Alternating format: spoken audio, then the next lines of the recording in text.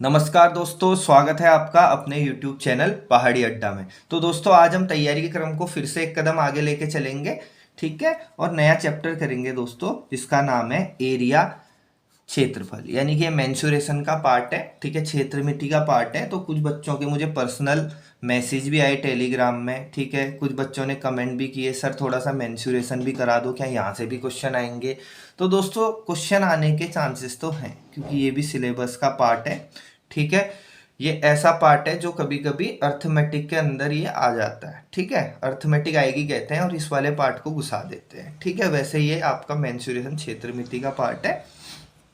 ठीक है दोस्तों, तो ये चैप्टर हम करेंगे। उससे पहले देखो, थोड़ा सा आज ज्ञान की बातें मैं बताऊंगा। वैसे मैं ज़्यादा ज्ञान की बातें करता नहीं हूँ, क्योंकि अगर आपके अंदर मोटिवेशन है, ठीक है, तो आप आराम से पेपर को क्वालिफाई कर लोगे। यानी कि सबसे पहले आनी चाहिए अपने अंदर से आवाज़। ठीक है, मैं आपको कितना ज्ञान दे दूँ, ठीक है, कोई मोटिवेशन क्लास आप देख रहे हो, कितना ज्ञान मिल जाए वो 2 दिन तक रहता है, 2 दिन बाद ख़त्म हो जाता है। तो जो आग है आपके अंदर से जलनी चाहिए कि भैया मुझे तो एग्ज़ाम क्रैक करना है, मुझे क्वालिफाई करना है कैसे भी।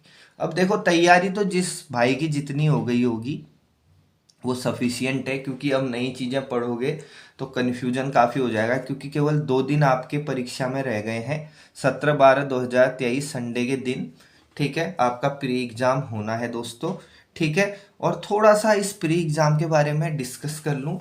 ठीक है, और थोड़ा सा आपको मार्ग दिखा दूँ कि मैथ रीजनिंग कैसे कवर करनी है। ठीक है, सबसे पहले अगर बात करूँ दोस्तों, मैथ रीजनिंग के पार्ट की टोटल क्वेश्चन आने हैं 150, जिसमें से आपके 50 नंबर की आनी है मैथ रीजनिंग, और जनरल अवेयरनेस आनी है आपकी 100 नंबर की। तो जो 50 नंबर की मैथ रीजनिंग आनी है, इसकी बात करता हूँ।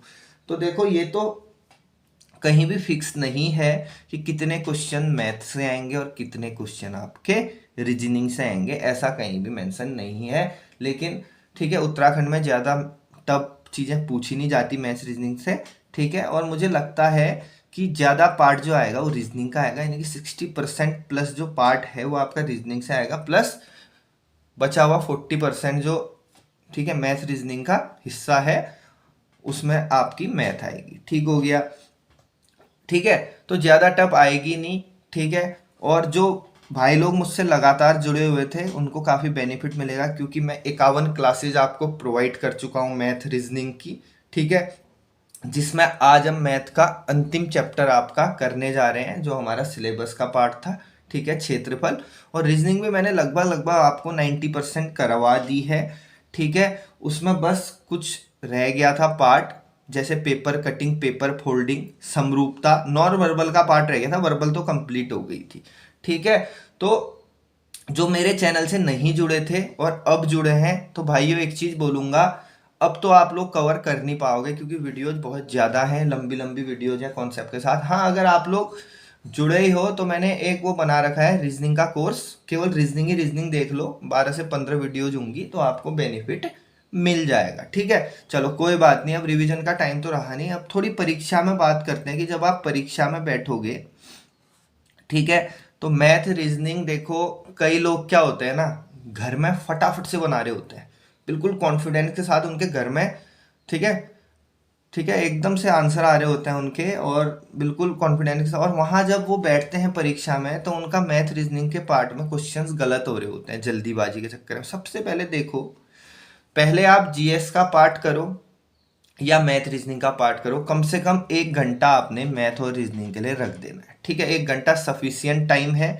मैथ और रीजनिंग के लिए, क्योंकि 50 क्वेश्चन आएंगे, जिसमें रीजनिंग के 20 से 25 क्वेश्चन तो इजी लेवल के रहेंगे, हर बच्चा आसानी से कर देगा। ठीक है, 5 से 10 क्वेश्चन जो है रीजनिंग के थोड़ा, ठीक है, मॉडरेट रहेंगे या थोड़ा, ठीक है, टप लेवल के हो सकते हैं। ठीक है, तो वहाँ पे आपने उन क्वेश्चंस को टाइम देना है, क्योंकि 10 से 20 क्वेश्चन तो ऐसे आएंगे जो बिल्कुल इजी हैं, हर कोई इजीली बना लेगा। ठीक है, तो जो मैथ रीजनिंग के 50 में से तो 20 क्वेश्चन आएंगे, थोड़ा मॉडरेट लेवल होगा उनका। ठीक है, इतना इजी नहीं होगा, तो उनके लिए आपने टाइम देना है, और बिल्कुल जल्दीबाजी नहीं करनी है। ये है ना, कुछ लोग क्या करते हैं, सीधे क्वेश्चन देखते ही फटाफट से बनाने लग जाते हैं, और कई केसेस में उनका आंसर गलत आ रहा होता है जल्दीबाजी के चक्कर में। आराम से जब क्वेश्चन क्वेश्चन आपके सामने आता है, तो बिल्कुल ठंडा दिमाग रखिए, अब आराम से सोचिए, कोई जल्दी नहीं है। ठीक है, टाइम बहुत है। 1 घंटा अगर आप मैथ रीजनिंग को दे देते हो तो सफिशियंट टाइम है। बस शांति पूर्वक सोचना, वहाँ पे हड़बड़ाहट नहीं करनी जाते ही यार मेरा आंसर नहीं आ रहा। क्वेश्चन को करने से पहले थोड़ा सा क्वेश्चन को पढ़ो और 5 सेकंड का टाइम लेके थोड़ा उसको एनालाइज करो। सीधे क्वेश्चन को करने मत लग जाओ, ठीक है। तो ऐसा करोगे तो आपके अच्छे से अच्छे मार्क्स आएंगे। हड़बड़ाहट नहीं करनी, ठीक है। और ठीक है, अगर आप कोई फॉर्मूला भूल जाते हो वहाँ पे जाके, कोई मेथड भूल जाते हो तो कोई दिक्कत नहीं। अब पहले आप उन क्वेश्चंस को कर लो 50 में से मैथ रीजनिंग में जो आपको अच्छी से आते हैं, ठीक है। फिर अगर टाइम बच जाता है आपका एग्जाम में तो आपने क्या करना है, अगर आपका टाइम बच जाता है, आपके पास 20 से 25 मिनट बच रहे हैं और आपका सारा हो चुका है, आपने ठीक है मैथ रीजनिंग जितना आपको आता था उतना आपने कर लिया, ठीक है, जीएस जितना आता था आपने उतना कर लिया, अब आपके पास समय बच गया। तो समय बच गया तो मैथ और रीजनिंग के वो क्वेश्चन जो आपसे नहीं बने दोबारा उन पे आओ, ठीक है। अब ऑप्शन की मदद से बनाने की कोशिश करो, कहीं ना कहीं लॉजिक होगा क्वेश्चन में, लॉजिक ढूंढो।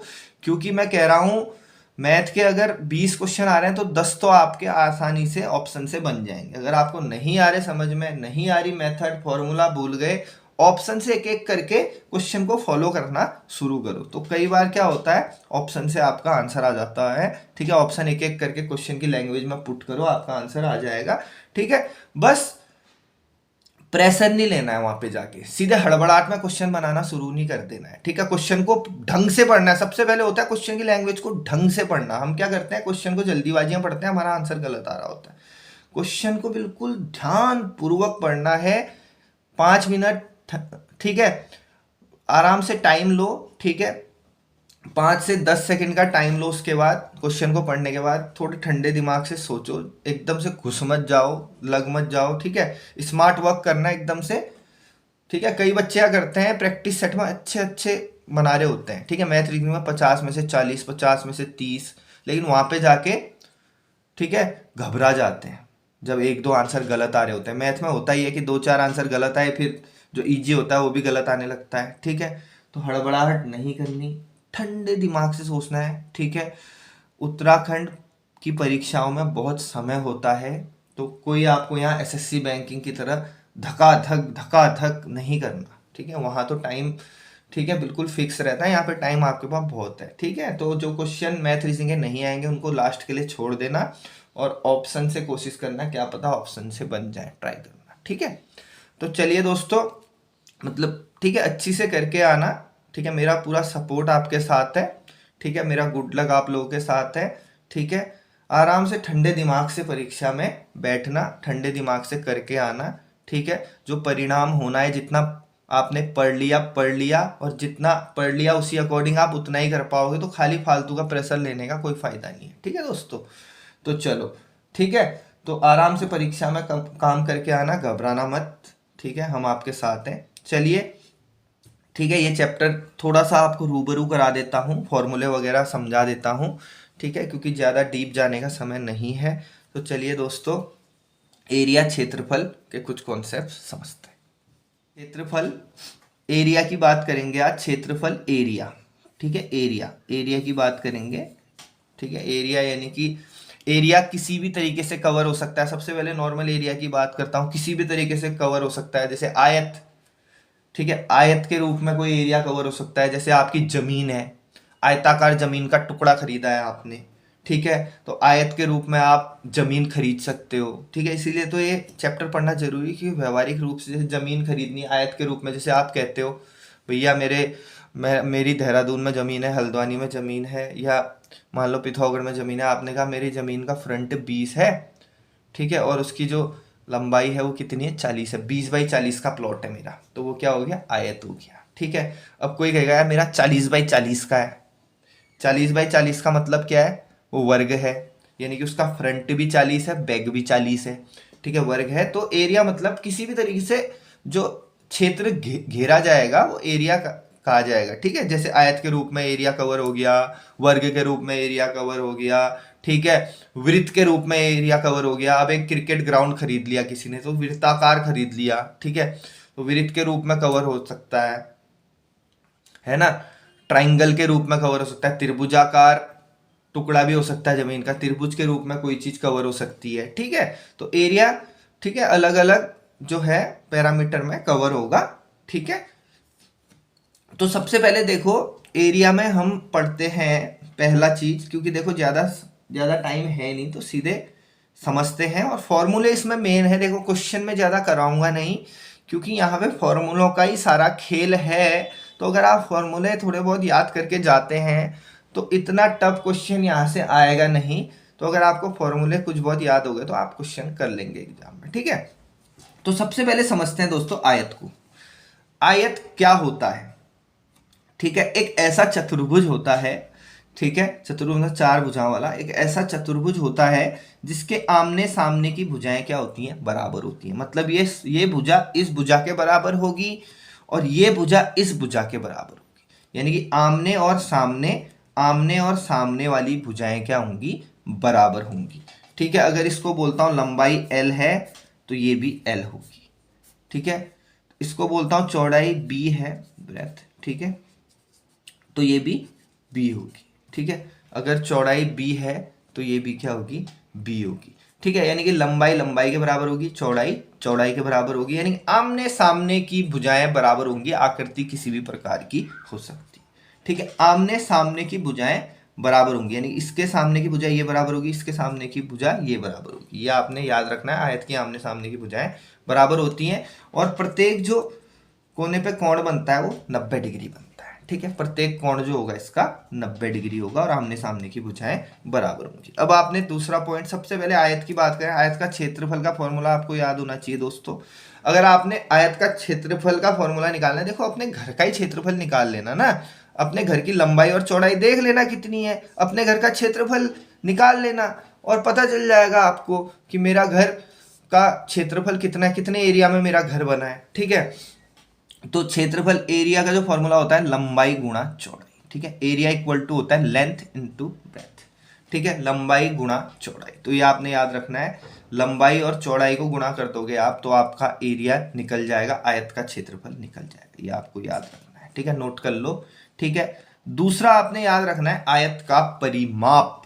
देखो परिमाप, पेरीमीटर क्या होता है? परिमाप मतलब होता है पूरे एरिया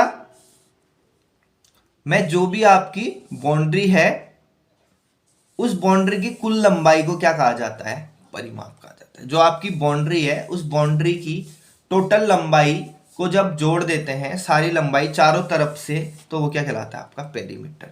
पेरीमीटर को ये भी कह सकते हो चारों भुजाओं का योग, चारों भुजाओं का योग। ठीक है, अब देखो लंबाई कितने बार है? 2 बार, l और l 2 बार, 2 बार लंबाई हो गई और 2 बार क्या हो गई? चौड़ाई। अगर पूरे एरिया को जोड़ूंगा तो l कितने बार? 2 बार, b कितने बार? 2 बार।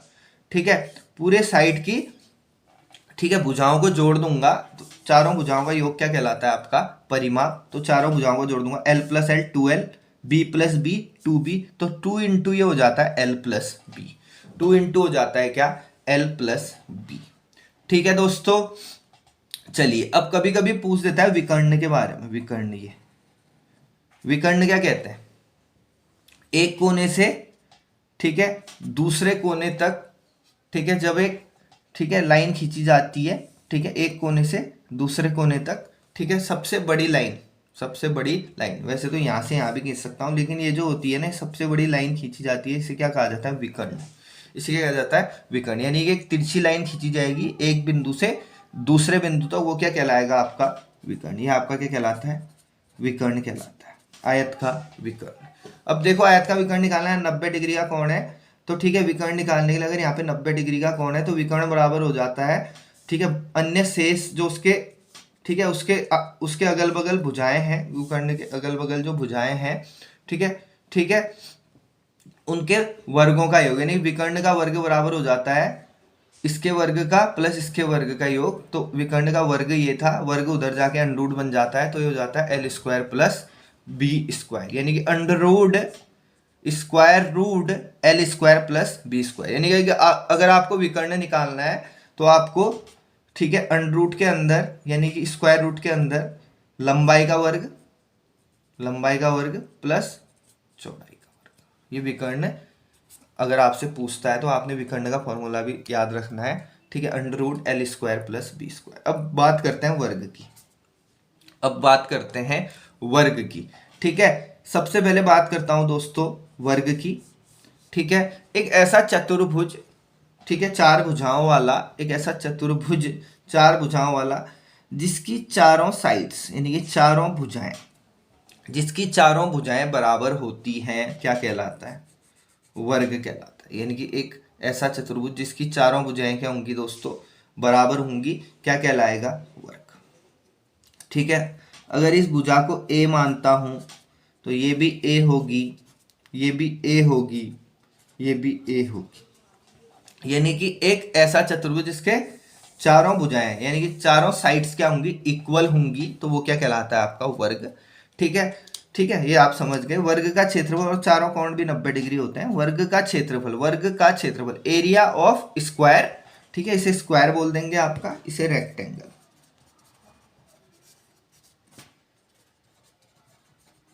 ठीक है, वर्ग का क्षेत्रफल अगर आपको निकालना है, ठीक है, एरिया ऑफ स्क्वायर, तो area of square equal to होता है भुजा का वर्ग। भुजा मतलब ये ए है, ए है, ए का स्क्वायर हो जाएगा, क्योंकि चारों भुजाएं बराबर हैं तो ए का स्क्वायर भी बोल सकते हो इसे, ए का स्क्वायर या भुजा का वर्ग। ठीक है, यानी कि वर्ग का क्षेत्रफल, ठीक है, area of square equal to होता है भुजा का वर्ग यानी साइड का स्क्वायर। ठीक है, या दूसरा फॉर्मूला भी होता है इसका, दूसरा फॉर्मूला भी होता है, अगर आप इस फॉर्मूले को यूज नहीं करते या कहीं पे आपको विकर्ण दे रखा है तो 1/2 इंटू विकर्ण का वर्ग। 1/2 इंटू विकर्ण का वर्ग। विकर्ण क्या होता है? सबसे बड़ी भुजा। एक कोने से जब दूसरे कोना मिलाते हैं तो जो सबसे बड़ी भुजा बनती है वो क्या कहलाता है? विकर्ण। ये विकर्ण हो गया। ठीक है, ये विकर्ण हो गया। तो 1/2 गुणा विकर्ण का वर्ग। ठीक है, ये आप याद रख लेना, वर्ग का क्षेत्रफल। ठीक हो गया। अब आते हैं परिमाप पे। परिमाप मतलब चारों भुजाओं का, चारों साइडों का जो टोटल, ठीक है, टोटल लेंथ होती है वो क्या कहलाती है? आपकी परिमाप। यानी कि चारों भुजाओं का योग, चारों साइड्स का सम ही आपका परिमाप होता है। लेंथ ऑफ, ठीक है, ऑल साइड्स, ठीक है, length of the sum of all side is called perimeter. ठीक है दोस्तों, तो परिमाप बराबर होता है 4 गुणा भुजा। यानी कि भुजा अगर ए है तो 4a, यानी कि a plus A plus A plus A, 4a, यानी कि चारों भुजाओं को जोड़ देंगे वो क्या कहलाएगा? परिमाप। ठीक है, विकर्ण होता है आपका डायगोनल। ठीक है, अब होता है वर्ग का विकर्ण। अगर आपने डायगोनल निकालना है किसी स्क्वायर का तो वर्ग का विकर्ण आप निकालने के लिए करते हो, विकर्ण का वर्ग बराबर हो जाएगा a का वर्ग प्लस a का वर्ग, यानी कि 2a का वर्ग, 2 बाहर आके √2, और ठीक है, a स्क्वायर में है तो बाहर आ जाएगा, भुजा बन जाएगा। ठीक है, वर्ग का विकर्ण बराबर होता है √2 इंटू भुजा, √2 इंटू भुजा, यानी कि √2 इंटू साइड। साइड क्या मानिए? a, √2 इंटू साइड कितना? a। ठीक है, √2 इंटू साइड यानी कि √2a। तो वर्ग का विकर्ण, परिमाप, वर्ग का क्षेत्रफल नोट कर लो। ठीक है, अब कभी कभी क्वेश्चन क्या पूछ देता है? कमरे की चारों दीवारों का क्षेत्रफल। कमरे की चारों दीवारों का क्षेत्रफल। ठीक है, जब भी एक कमरे की बात होती है, देखो कमरे की चारों दीवारों का क्षेत्रफल अगर निकालना है, आपने चारों दीवारों का क्षेत्रफल निकालना है तो देखो कमरे में लंबाई तो होगी होगी, चौड़ाई भी होगी। आपका कमरा देखो, अगर आप कमरे में बैठे हो अभी तो देखो लंबाई है कमरे में, बिल्कुल एक तरफ से लंबाई होगी, एक तरफ से चौड़ाई होगी। क्या ऊंचाई भी है? बिल्कुल हाँ, एक कमरे की हाइट भी होगी, ऊंचाई। तो जब भी आपको कमरे की चारों दीवारों का क्षेत्रफल पूछेगा तो आप बोलोगे 2 गुणा लंबाई धन चौड़ाई, 2 गुणा लंबाई धन चौड़ाई गुणा ऊंचाई। ठीक है, लंबाई और चौड़ाई को जोड़ोगे और 2 से गुणा करोगे और फिर उसकी गुणा ऊंचाई से कर दोगे तो आपका फॉर्मूला हो जाएगा length plus breadth into height. 2 into length plus breadth into height, ऐसा आप बोल सकते हो। ठीक है, चलिए अगली चीज समझते हैं। ठीक है, अगली चीज समझते हैं दोस्तों। चलिए, तो दोस्तों अगला समझते हैं त्रिभुज। ठीक है, अगला समझते हैं त्रिभुज, ट्राइंगल। ट्राइंगल को समझते हैं। ठीक है, ट्राइंगल को समझते हैं। अब ट्राइंगल तो वैसे कई प्रकार के होते हैं। ठीक है, कई प्रकार के होते हैं। तो हम सबसे पहले एक नॉर्मल ट्राइंगल देखते हैं। ठीक है, जिसकी तीनों भुजाएं अलग अलग हैं, जिसकी तीनों भुजाएं अलग अलग हैं। ठीक है, जैसे ये एक नॉर्मल ट्राइंगल मैंने बोला जिसकी तीनों भुजाएं अलग अलग है। मैंने बोला इसकी भुजा ए है, बी है, सी है। जब भी आपको दोस्तों एक ऐसा ट्रायंगल दिया होता है जिसकी तीनों भुजाएं अलग अलग हैं, एक नॉर्मल ट्रायंगल की बात कर रहा हूं, तीनों भुजाएं, कोई भी स्पेशल इसमें चीज नहीं होगी। नॉर्मल जब तीन भुजाएं दे रखी होती हैं ए बी सी और तीनों भुजाओं, ठीक है, तीनों भुजाएं भुजाएं क्या है, अलग अलग हैं, तीनों भुजाओं की लंबाई अलग अलग है, ठीक है। ठीक है, तो आपको जब भी उसका क्षेत्रफल निकालना होगा, ठीक है, ठीक है, ट्रायंगल मतलब, ठीक है, तीन भुजाओं से बनी एक आकृति है, उसे ट्रायंगल कहते हैं। यानी कि आपको सबसे पहले एक ऐसा ट्रायंगल दिया होगा, सबसे पहले बेसिक बात कर रहा हूँ, जिसकी तीनों भुजाएं अलग अलग हैं, कोई भी समानता नहीं है। तो अगर आपको ऐसे ट्रायंगल का क्षेत्रफल निकालना है तो क्षेत्रफल का फॉर्मूला होता है, क्षेत्रफल इक्वल टू होता है under root S into S minus A, यानी एस, फिर एस में से पहली भुजा घटाओ, फिर एस में से दूसरी भुजा घटाओ, फिर एस में से तीसरी भुजा घटाओ, आपका आंसर आ जाएगा। आपको क्षेत्रफल निकालना है, आपको एरिया निकालना है ट्रायंगल का, तो S into S minus A into S minus B into S minus C, ठीक है। जहां एस बराबर होता है A plus B plus C upon two, यानी कि तीनों भुजाओं का योग बटे दो। एस हो जाता है आपका अर्ध परिमाप, सेमी पेरीमीटर। एस हो जाता है आपका अर्ध परिमाप। परिमाप क्या होता है, देखो परिमाप अब हर कुछ भी आ जाए ना, ट्राइंगल आ जाए, ठीक है, कुछ भी आ जाए, तो परिमाप होता है तीनों भुजाओं का योग। ये ए प्लस बी प्लस सी, आपको बोलेगा त्रिभुज का परिमाप ज्ञात करो, तो आप क्या करोगे, तीनों भुजाओं को जोड़ दोगे, ठीक है, सारी भुजाओं का योग ही परिमाप कहलाता है। तो ए प्लस बी प्लस सी कर दोगे तो आपका क्या निकल जाएगा, परिमाप। लेकिन यहाँ पे जो एस है ये है अर्ध परिमाप, तो अर्ध परिमाप कैसे निकलेगा, एस बराबर तीनों भुजाओं का योग क्या हो गया आपका, परिमाप। परिमाप में दो का भाग दोगे तो अर्ध परिमाप हो जाएगा। दो क्या करता है, उसको आधे हिस्से में बांट देता है, एस हो जाएगा अर्ध परिमाप। तो अगर आपको क्षेत्रफल निकालने को पूछे एग्जाम में तो आप फॉर्मूला याद रख लो, S into S minus A into S minus B into S minus C. अब दूसरी चीज, जब आपको ऐसे ट्राइंगल में जिसकी तीनों भुजाएं अलग अलग हैं, आपको उसमें दे देता है ऊंचाई, आपको क्या दे देता है, ऊंचाई, हाइट। जब आपको किसी ट्राइंगल में वो क्या कहता है कि हाइट, हाइट आपको दे दी, बोला हाइट इसकी 10 सेंटीमीटर हाइट है। जब भी आपको किसी ट्राइंगल में हाइट दे देता है, ऊंचाई दे देता है दोस्तों, तो आपको आसान हो जाता है, आपका क्षेत्रफल निकालना आसान हो जाता है। अगर आपको किसी क्वेश्चन में ऊंचाई दे दी, तो अगर आपको किसी क्वेश्चन में भुजाएं तो अलग अलग है लेकिन उसमें हाइट दे दी आपको, ठीक है, तो अगर हाइट दे दी तो फिर आपको एरिया निकालने का फॉर्मूला इजी हो जाएगा। आपका एरिया आप निकाल सकते हो, एरिया इक्वल टू होता है 1/2 into height into base. Base मतलब जो बेस वाली भुजा है जिसमें हाइट, ठीक है, जिसमें हाइट को पुट किया गया है, ठीक है। तो क्षेत्रफल बरा एरिया इक्वल टू हो जाएगा, जब आपको हाइट दे रखी है 1/2 गुणा ऊंचाई गुणा आधार, आधार मतलब बेस वाली भुजा, ठीक है, याद रख लेना। उसके बाद बात करते हैं समकोण त्रिभुज की।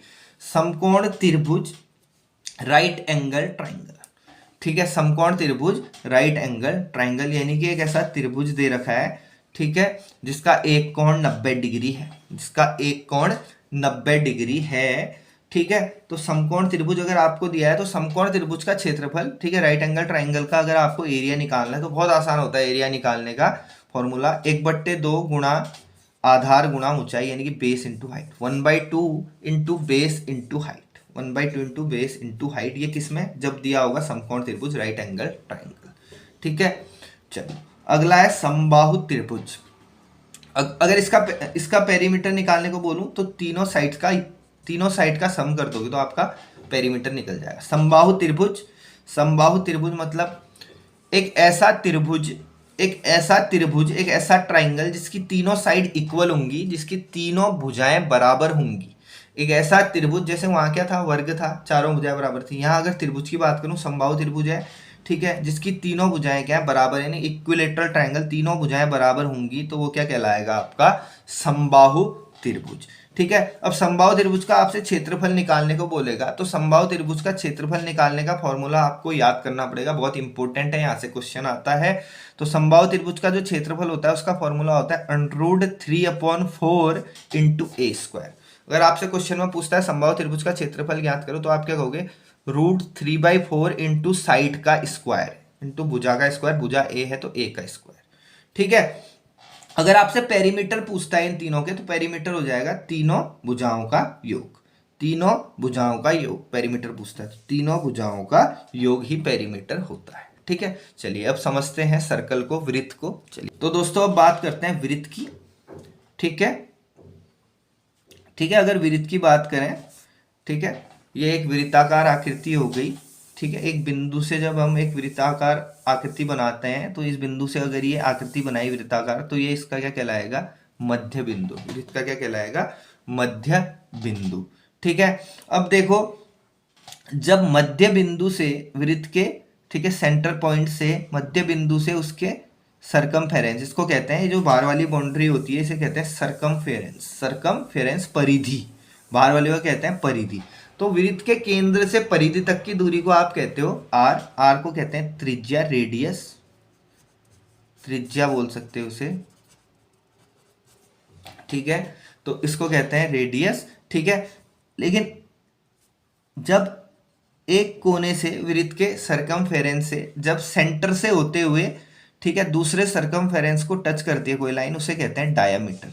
यानी कि ये हो जाएगा आपका डायामीटर। लेकिन ये डायामीटर तब कहलाएगा जब ये सर्कल के सेंटर पॉइंट से गुजरेगा, ठीक है, तब ये डायामीटर कहलाएगा। डायामीटर इक्वल टू होता है रेडियस इंटू 2, यानी कि, ठीक है, यानी कि त्रिज्या का दुगना, डायामीटर। तो ये आपकी त्रिज्या क्या होती है, रेडियस क्या होती है, केंद्र से उसकी परिधि तक की दूरी त्रिज्या कहलाती है, ठीक है। और, ठीक है, परिधि से, ठीक है, दूसरी परिधि तक की दूरी जब केंद्र बिंदु से होकर गुजरती है वो क्या कहलाता है, आपका डायामीटर। यानी कि डायामीटर जो होता है रेडियस का क्या होता है, डबल होता है, ठीक है। अब सबसे पहले बात करते हैं वृत्त के क्षेत्रफल की बात, ठीक है। अब वृत्त का क्षेत्रफल डायरेक्ट नहीं निकाला जाता, उसके लिए पाई का यूज करना पड़ता है। तो अगर आपको वृत्त का क्षेत्रफल निकालना है, आपको सर्कल का एरिया निकालना है, एरिया ऑफ सर्कल निकालना है, सर्कल का एरिया निकालना है, तो वृत्त के क्षेत्रफल निकालने का फॉर्मूला होता है पाई आर स्क्वायर। ये आपको याद करना पड़ेगा, पाई आर स्क्वायर। वृत्त का क्षेत्रफल निकालना है तो फॉर्मूला हो जाएगा आपका पाई आर स्क्वायर, ठीक है। वृत्त की परिधि, अब देखो यहाँ पे उसकी परिधि बोल दिया जाता है, वृत्त की परिधि। अब पिछले क्वेश्चनों में जब हमारे पास ट्रायंगल था या क्वाड्रिलेटरल था, चतुर्भुज था, तो उसमें परिमाप कहते थे, पेरीमीटर कहते थे। अब क्या होता है, परिधि क्या होती है, ये परिधि मतलब इसका सरकमफेरेंस, ठीक है। जो वृत्त की जो ये बिल्कुल गोलाकार आकृति है, इसकी बाहर का जो पूरा, ठीक है, कितनी लंबाई है, इसे क्या कहला जाएगा, वृत्त की परिधि। यानी कि ये बाहर वाली, ठीक है, जो लाइनिंग बन रखी है वृत्त में, इसकी इसकी कुल लंबाई क्या कहलाएगी, परिधि। यानी कि ये बाहर का जो एरिया सरकमफेरेंस, ठीक है, ये क्या कहलाएगी, परिधि। तो आपको ये बाहर का पूरा जो लेंथ है, अगर आपको निकालनी है कितना लेंथ कवर किया इस सर्कल ने, ठीक है, तो वो कैसे निकलेगी आपकी 2 पाई आर, ठीक है। 2 पाई आर याद रख लेना, वृत्त की परिधि है सरकमफेरेंस ऑफ सर्कल, ठीक है। तो ये हो जाएगा 2 पाई आर। अब बात आती है अर्धवृत्त की, ये हो जाता है अर्धवृत्त। जब एक वृत्त को काट दिया जाता है वो क्या कहलाता है, आपका अर्धवृत्त, ठीक है। अर्धवृत्त का क्षेत्रफल, अब देखो वृत्त का क्षेत्रफल कितना था, पाई आर स्क्वायर। अगर आपको उसके आधे का क्षेत्रफल निकालना है तो ये हो जाता है 1/2 आधा कर दोगे ना, वृत्त का आधा कर दोगे, 1/2 into pi R square, 1/2 into pi R square. तो आपको पता चल जाएगा अर्धवृत्त का क्षेत्रफल कितना है, ठीक है। 1/2 इंटू पाई आर स्क्वायर, यानी क्षेत्रफल है पाई आर स्क्वायर, उसका आधा कर दोगे तो 1/2 पाई आर स्क्वायर। अर्धवृत्त की परिमिति, अब इसको फिर परिमिति पैरामीटर बोल दिया जाता है, ठीक है। अब देखो, ठीक है, अब देखो जो वृत्त था ना वो ऐसा था, तो आपने जो सरकमफेरेंस निकाली, ठीक है, सरकमफेरेंस से पूरे की कितनी होती है, पूरे की कितनी होती है, पूरे की होती है 2 पाई आर, पूरे की कितनी होती है 2 पाई आर, उसका आधा कर दोगे तो क्या आ जाएगी, पाई आर। लेकिन इसकी सरकमफेरेंस पाई आर नहीं होगी, पाई आर तो केवल ऐसे होगी, पाई आर मतलब केवल इतना, क्योंकि ये पूरा है, पूरे का आधा करोगे केवल इतना। लेकिन जो अर्धवृत्त है ना उसमें ये भी आ गया, ये बीच से एक लाइन और आ गई, तो इसकी लंबाई भी इसमें ऐड करनी पड़ेगी। तो पाई आर तो आधा हो गया, मतलब इतना हो गया। तो पाई आर में जब ये 2r, इसकी लंबाई कितनी होती है डायामीटर की 2r, तो पाई आर प्लस 2r करोगे तब जाके क्या निकलेगा, अर्धवृत्त की परिमिति, ठीक है, अर्धवृत्त की परिमिति, ठीक है। तो ये फॉर्मूले आपको याद करने हैं, ज़्यादा क्वेश्चंस नहीं कराऊंगा मेरे भाई, फॉर्मूले याद करो, पेपर में आपके क्वेश्चन बन जाएंगे, इजी क्वेश्चन आता है, ठीक है। तो एक आध क्वेश्चन करते हैं, ठीक है, जो एग्जाम में आए हुए हैं, बस उसके बाद आप लोग रिवीजन कीजिए, ठीक है, ज़्यादा आपको भी डिस्टर्ब नहीं किया जाएगा। चलिए क्या कहता है क्वेश्चन कहता है एक आयताकार भूखंड, भूखंड मतलब जमीन का एक भाग, ठीक है, यानी कि जमीन का टुकड़ा, ठीक है। एक आयताकार भूखंड की लंबाई तथा चौड़ाई क्रमशः 15 मीटर तथा 8 मीटर। आयताकार भूखंड है, लंबाई दे रखी है कितना 15, ठीक है, और चौड़ाई कितना दे रखी है, लेंथ दे रखी है 15 और चौड़ाई कितनी दे रखी है 8, लेंथ और ब्रेथ दे रखी है। आयत की बात हो रही है, आयताकार भूखंड। वैसे भी आप समझ जाओ, लंबाई अगर 15 है, चौड़ाई 8 है, लंबाई चौड़ाई अलग अलग है तो आयत ही होता है, ठीक है, यानी कि आयत हो गया भूखंड। तो भूखंड का क्षेत्रफल तथा इसके विकर्ण की लंबाई, ये कह रहा है भूखंड का क्षेत्रफल निकालो। पहली चीज ये पूछ रहा है भूखंड का क्षेत्रफल। बताओ भैया, लंबाई चौड़ाई दे रखी है, भूखंड का क्षेत्रफल यानी कि आयत का क्षेत्रफल निकालने का फॉर्मूला होता है लंबाई गुणा चौड़ाई। क्या होता है आयत का क्षेत्रफल निकालने का फॉर्मूला? लंबाई गुणा चौड़ाई। लंबाई कितनी है 15 है मेरे भाई, चौड़ाई कितनी है मेरे भाई 8 है। लंबाई है 15, ठीक है, चौड़ाई कितनी है 8 है, तो लंबाई गुणा चौड़ाई कर दो, 15 गुणा 8 कर दो, 15 अट्ठे 120 मीटर स्क्वायर। क्षेत्रफल हमेशा किसमें आएगा? मीटर स्क्वायर, मीटर में दिया है तो, ठीक है, ठीक है। चलो दूसरी चीज क्या निकालने को बोल रहा है क्वेश्चन? क्वेश्चन कह रहा है भाई साहब क्षेत्रफल आपने निकाल दिया, अब आप इसके विकर्ण की लंबाई निकालो। अब अगर आपको बता दूं विकर्ण यानी कि डायगोनल, विकर्ण की लंबाई मैंने फॉर्मूला बताया था square root L square plus B square. Square root L square plus B square होता है विकर्ण निकालने का फॉर्मूला। तो अंडर रूट के अंदर रखो एल, एल की जगह 15, 15 का स्क्वायर प्लस बी की जगह 8, 8 का स्क्वायर, ठीक है। चलो 15 का स्क्वायर कितना हो जाएगा 225 प्लस 8 का स्क्वायर कितना हो जाएगा मेरे भाई, कितना हो जाएगा 64, जोड़ दो, ठीक है, 5 प्लस 4 9, 6 प्लस 2 8 और ये 2, 289, ठीक है। कितना आ रहा है 289। 15 का स्क्वायर 225, 8 का स्क्वायर 64, जोड़ा दोनों को कितना है 289। 289 क्या होता है?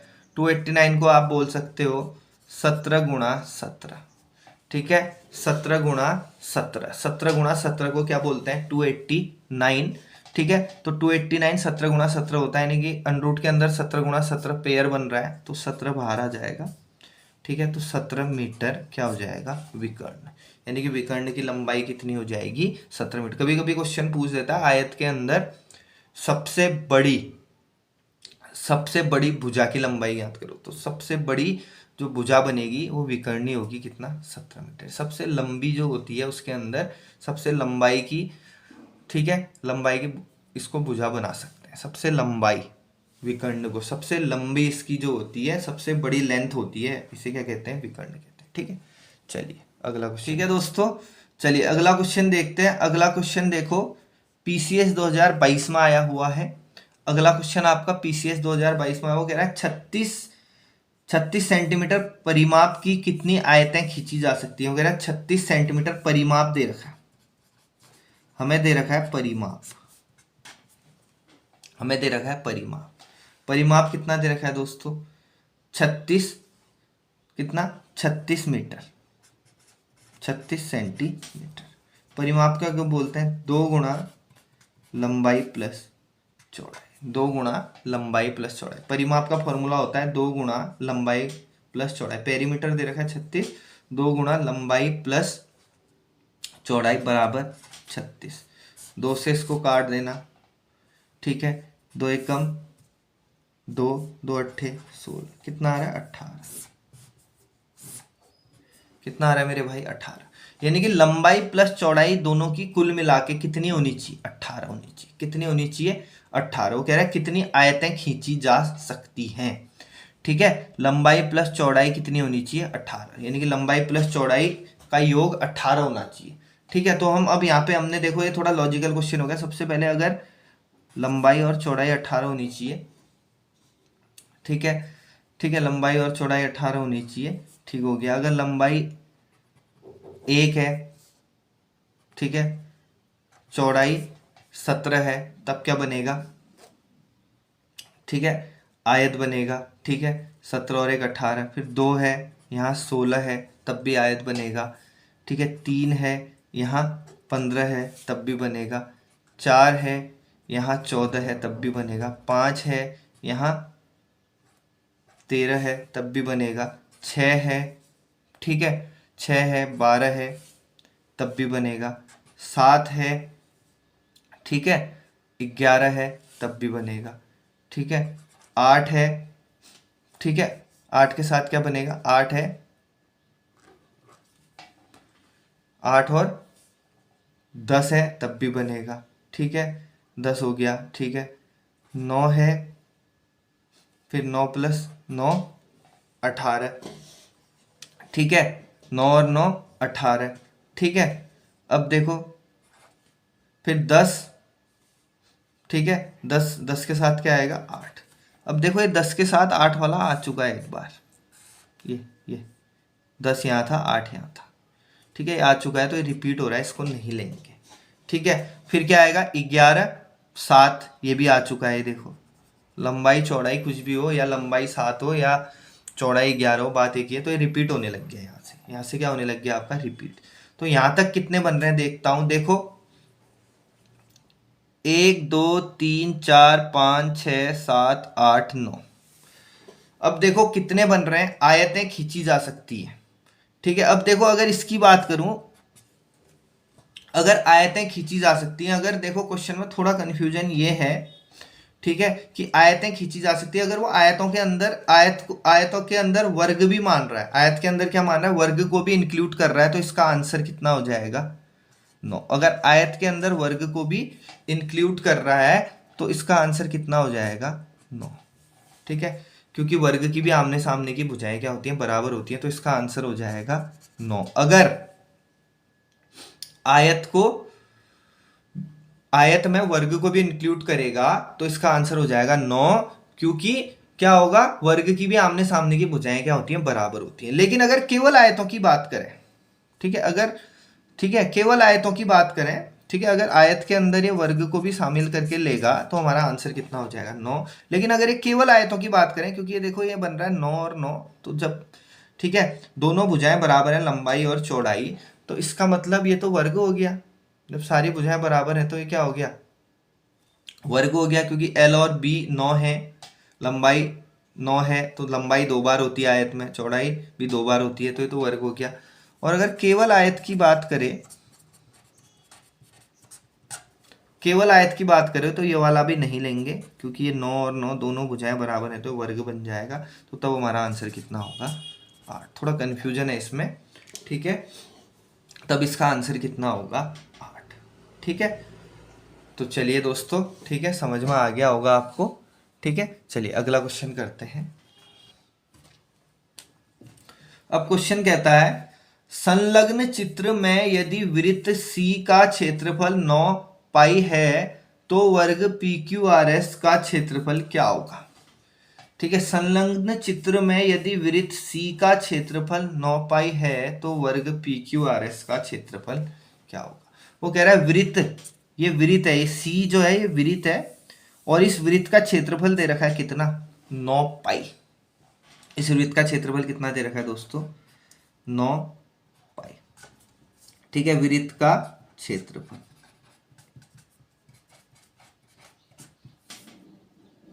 वृत्त का क्षेत्रफल कितना दे रखा है, 9 पाई।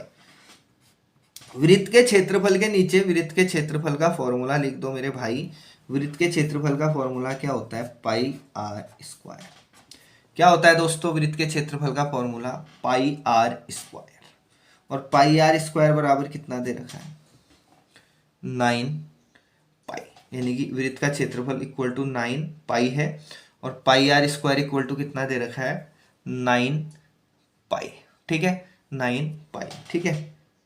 तो पाई आर स्क्वायर बराबर 9 पाई दिखा दिया, क्योंकि वृत्त का क्षेत्रफल पाई आर स्क्वायर होता है, पाई से पाई काट दिया, आर स्क्वायर बराबर कितना हो गया, 9, तो स्क्वायर वहाँ जाके बन जाएगा √9, और √9 जब बाहर आता है तो अंडररूट के अंदर ये बन जाएगा 3 × 3 पेयर बन जाएगा, तो 3 × 3 है, पेयर बन गया, तो 3 कहाँ आ जाएगा, अंडररूट से बाहर, तो आर बराबर कितना आ गया मेरे भाई, 3 आ गया मेरे भाई, ठीक है। तो क्षेत्रफल दिया था 9 पाई, क्षेत्रफल का फॉर्मूला रखा पाई आर स्क्वायर बराबर 9 पाई, तो आर बराबर √9, तो आर बराबर किसके आ गया, 3 के।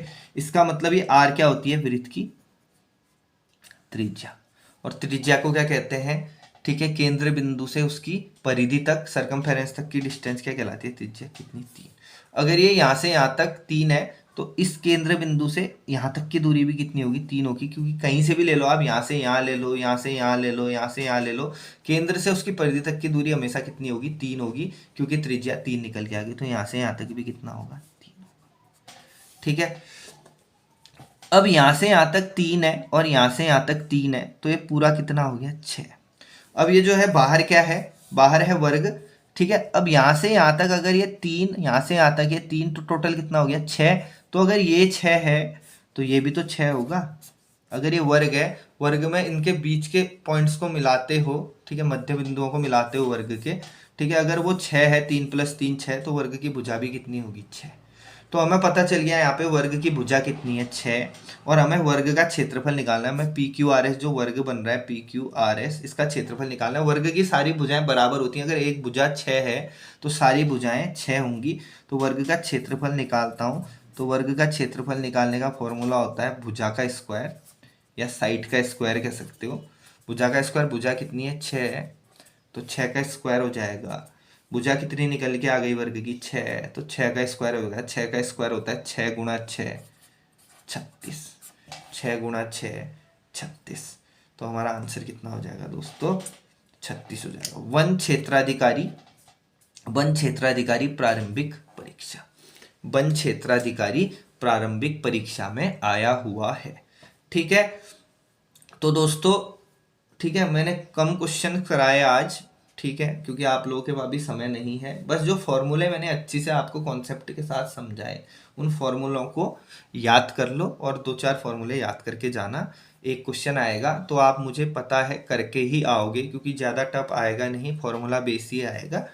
ठीक है, तो दोस्तों, क्लास कंप्लीट हो गई आज की आपकी। ठीक है, अच्छी से एग्जाम करके आना। थोड़ा सा वाटर इमेज, मिरर इमेज के कल आपको एक आध क्वेश्चन कराऊंगा, नहीं भी कराऊंगा तो मुझे पता है आप कर लोगे।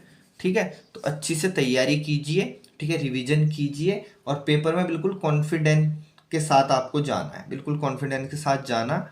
ठीक है, घबराना मत, अच्छी से एग्जाम दे के आना। ठीक है, और क्वालिफाई दोस्तों करके आना। ठीक है, तो हमारे चैनल पहाड़ी अड्डा से जुड़ने का आप सभी का बहुत बहुत धन्यवाद। ठीक है, लाइक कीजिए, सब्सक्राइब कीजिए और अपने अन्य दोस्तों की भी शेयर कीजिए, ताकि उनको भी, ठीक है, मैथ रीजनिंग का अच्छा कोर्स प्रोवाइड हो सके। धन्यवाद।